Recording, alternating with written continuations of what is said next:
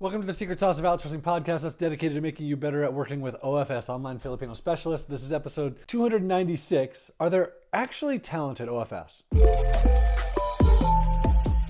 So this is an interesting topic. One of the reasons I stopped calling workers VAs is because people assumed that a VA is a secretary, that they are untalented, they're cheap, they are not able to really do thinking work, and first of all, none of that's correct about most normal secretaries, and then it's just not correct with most of the people that we hire in the Philippines. And so most of the questions I get about are there actually talented people, or I'm not sure they can actually do good work, or can I find legit talent, which those are still common questions I get, but most of that has kind of changed. Once people understand the naming change from VA to OFS, then they start to understand, oh yeah, like there's talent, there are specialists, right? But I still get the question, and even listening to this podcast, you might still have the question, are there talented people, or what kind of talent is out there?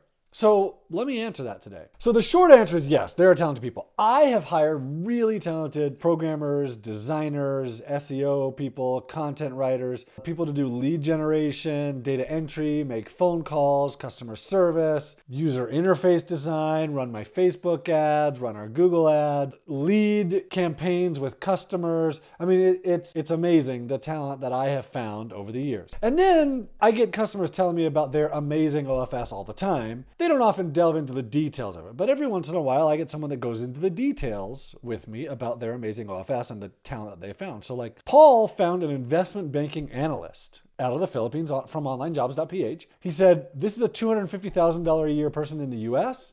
I'm paying him $1,500 a month out of the Philippines, and he's really, really good. That's what Paul said about him. Melissa hired a VA, is what she said. She said it in quotes, who has a JD, a law degree, a Juris Doctorate degree in the Philippines. And they call her their litigation paralegal because she doesn't have a U.S. law degree. She hasn't passed the bar in whatever state Melissa is in. So she can't legally be an attorney. She can't give advice, but she can do all kinds of work that the attorneys are doing. And Melissa said she takes such a huge burden off of our attorneys and provides so much back-end work for them. I know someone else who told me he hired an accounting auditor, someone who is taking the place of a $150,000 a year person in the US. He hired him in the Philippines. The guy's doing an amazing job. And then I know people who have hired like CAD designers and engineers and e-commerce experts and financial planners and realtors. Like the Philippines has the realtor brand. So yeah, there are realtors looking to work as a realtor assistant, or like email marketers, or even people to do physical work, like design these physical mailers. Or last week, someone told me that they were hiring a speech tutor for their child who has speech problems.